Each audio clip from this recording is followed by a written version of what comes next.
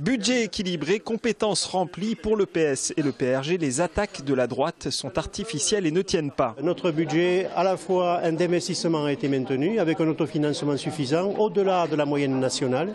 Notre budget de fonctionnement est actuellement circonscrit avec une masse salariale qui ne bouge plus. Et nous avons des actions importantes.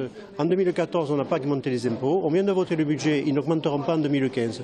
Donc c'est une argutie politicienne qui n'est pas fondée.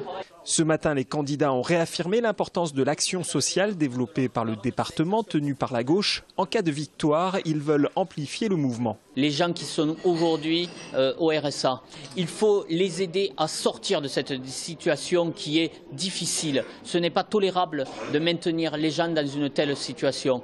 Nous allons développer et intensifier tout ce qui est chantier d'insertion, accompagner les chantiers d'insertion, par exemple dans le maraîchage ou dans l'entretien des cours d'eau et des rivières. Autre exemple, nous allons mettre aujourd'hui le paquet pour rénover un certain nombre de logements sociaux.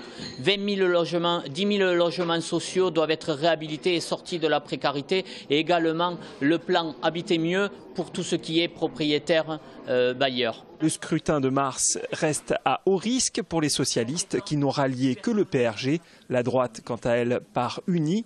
Même si pour Sébastien Vincini, les départementales ne sont pas le troisième tour des municipales. Jean-Luc Moudenc a souvent été cité ce matin. La gauche craint notamment une aspiration des budgets du Conseil général par la métropole en cas de victoire de la droite.